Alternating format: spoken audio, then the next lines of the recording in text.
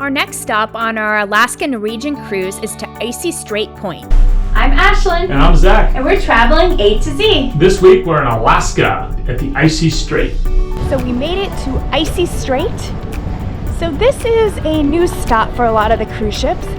Usually the cruise ships stop in Skyglider, but because their pier got wrecked, I think from an avalanche or a flood or something, I'm not exactly sure how, the boats can't go there right now. So now they're stopping at this Icy Strait, which is a little tiny town. We're gonna go check it out, and I guess they have a lot of different activities like gondola ride and ziplining and kayaking and just a whole bunch of little things. We're here for the whole day, so we're gonna go see what we could do.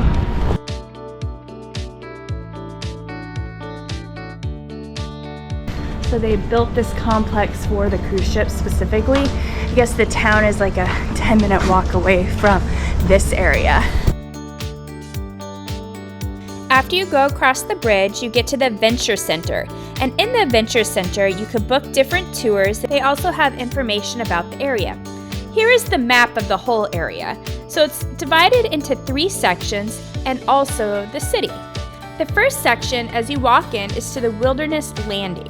From there, you could catch the gondola to the second area, or you could go to the Hoonah Cannery and then follow from the Hoonah Cannery to the city of Hoonah. Our first stop is to the Hoonah Cannery. Right now, we're making our way along the boardwalk from the Wilderness Landing to the Hoonah Cannery. It's a beautiful area and you walk right along the water's edge.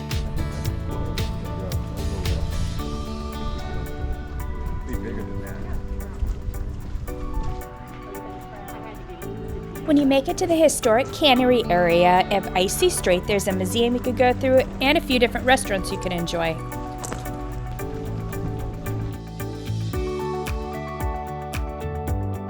As you first walk into the museum, it has history of Alaska and how it became a state.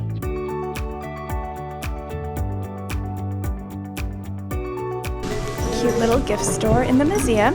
And you walk through and there's supposed to be more museum. The second part of the museum talks about the history of the settlement of Icy Strait and how the salmon were caught and processed here.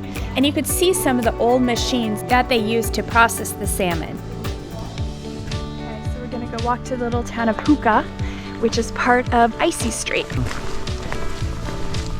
We're doing the Memorial Sea Walk, which is about 1.5 miles from the seaport, and it goes right along the ocean.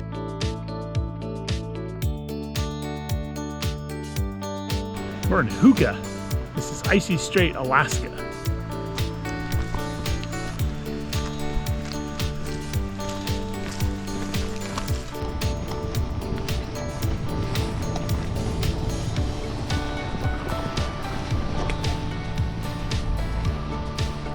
We're walking to Hoonah. You also could do a free shuttle. I think we may take the shuttle back, but we wanted to walk along the beautiful coastline.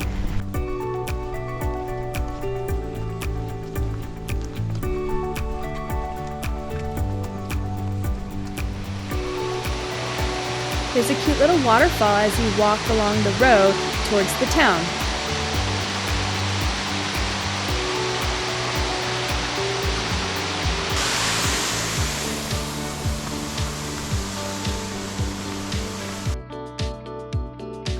So in the 20th century, this was rock.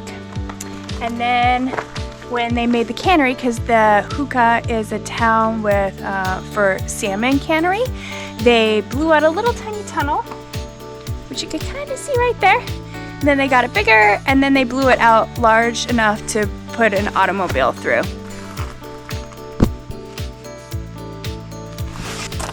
How small it used to be. So just in 2016 is when they started the ships.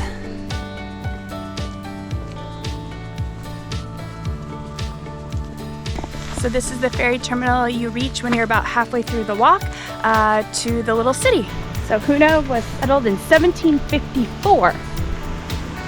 And it was first a salmon cannery.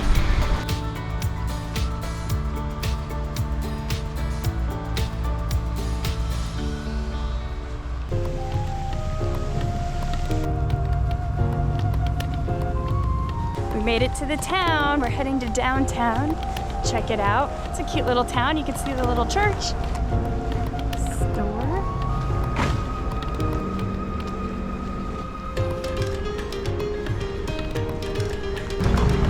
Hi, how are you? All right, how's it going today? Good. So how long does it take you to make one totem pole? Well, this one we hope will only take us 6 months. Wow. We're 5 months into it now. Oh, so you're almost done? Let's hope so. Yeah, you can smell that. Oh, wow. Fine. Yellow cedar. So do you paint it also, or do you just do the carving? Do everything? No, we do it all. Do it all. The inspiration on this one came from, this is a mural that was on the front of a clan house here in Hoonah. When Hoonah burned in 1944. So the original was lost. So now we have pictures of it. And so we're trying to take one of these pictures and recreate it as a totem pole. Oh, very neat. And you do the whole carving by hand? You don't use any power tools at all? No power to it. How many people work on one totem pole with you? This one we had 4 of us working on it. Okay. As you walk around the town, you can see some of the totem poles around. So the town of Hoonah has a population of around 700, and about 100 of them are kids. So there's one school that is K through high school. They had 5 graduates last year for a total of about 100 in their school system now.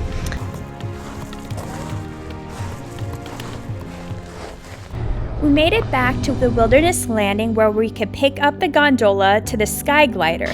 This is where the ZipRider ends. That is the ZipRider. We're gonna go do that.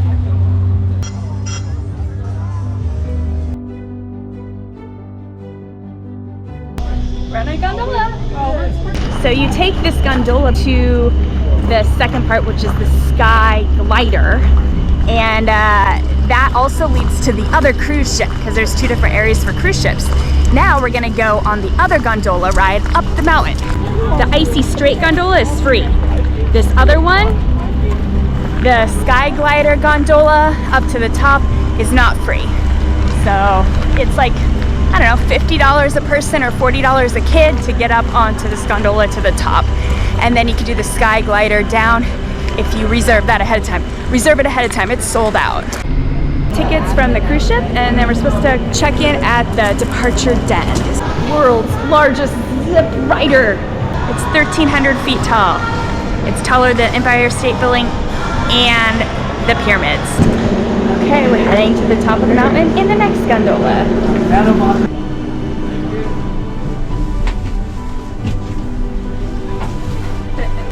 Here we go, up the next gondola.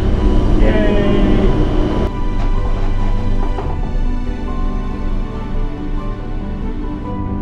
The other gondola doesn't exactly go up. It kind of is fairly flat and is really slow. This one actually has some speed.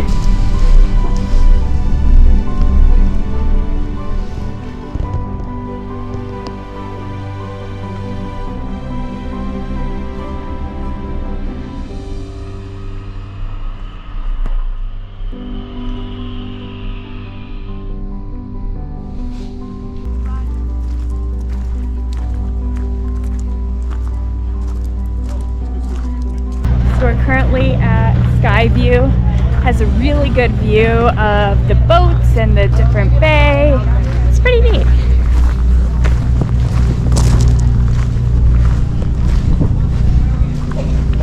At the top of the gondola at the Sky Peak, you could do the Hidden Lake Loop Trail to Hidden Lake.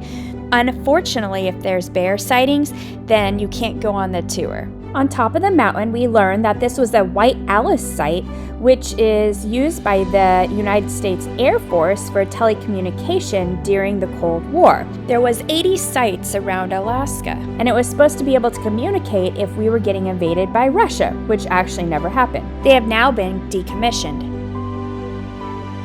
This plant is called Devil's Glove, and if you touch it, it has a lot of spikes and it'll get into your skin, and it's very painful. This plant is called Indian celery, and if you touch it, it's alkaline and it'll actually kind of burn your skin in the sun. After walking for a while, we made it to Hidden Lake, which is a muskeg, which is a peat bog, and it's very, very swampy, so if you were to step into it, you would sink. This is found at these elevations and go up to about 3,000 feet. And I guess there's a cave that goes underground all the way to the ocean. Oh, there's the cave, right down there. So when you get to the lake, it's about a half a mile, and now we're turning around and heading back. This is a loop trail. You have to go on a tour because of bears, and the guy has like bear spray and a big gun, rifle. And I would say the tours go about, at this point, every half an hour or so. And it's 1.2 miles round trip. So this boardwalk was just built in late June and July. It just opened to do this trail. And the ZipRider also just opened in April. I guess they didn't have the gondola and they were using buses to bring people up. But this whole area here is pretty new and just opened in 2022. It's kind of a fun little area. Now we're heading into the forest. An interesting fact I learned was coastal brown bears and grizzlies are the same species. The difference in their name is how they get the salmon. If they could get salmon easily, they're coastal brown bears. If they can't get salmon and they're inland, they're grizzlies. So there's a whole bunch of old stumps in the forest. It's from when they logged. I'm not sure the year, but from the logging they could still see all the stumps. So now we're heading up the hill. It's a gravel hill. It's actually pretty steep, and it's the hardest part of the whole trail. So you have a little uphill, and then you get to a flat point, and then you're back. So they said 1.2 miles. I got 0.85 miles based on my watch, which I think is probably more accurate. It took us about 37 minutes to do the tour total. Now we're heading to go ride the ZipRider. We're on the hike, the quarter-mile hike down. You have to reserve a time slot for going down the ZipRider. Unfortunately, it was about 2 hours behind our time that we were supposed to go, so I would recommend trying to do an early slot, so hopefully you don't have to wait around as long. We're ready. I don't like height, but it's gonna be good. It's gonna be great. So this is getting ready to go on the Skyglider. It goes 60 to 70 miles per hour, and it takes 90 seconds, and we're at 1,330 feet. Here's our harness. The longest zip ride in the world. I don't even know if they have them anywhere else in the world, but it should be fun. Get strapped into this ride. 3, 2, 1, that's all.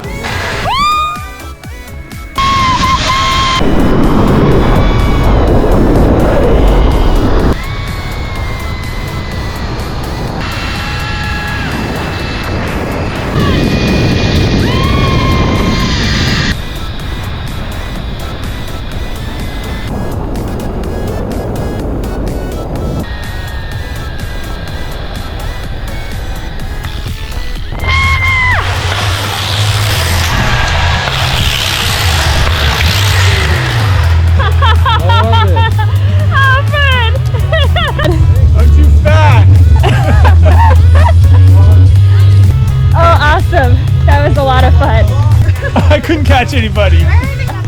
And I was the fastest. And then I ended up twisting in a circle almost. I was like, oh my gosh, I'm gonna die. It was a lot of fun though. Okay, that was worth the wait. That was fun. That was cool. Go hop on the boat? Yeah. All right. That was fun.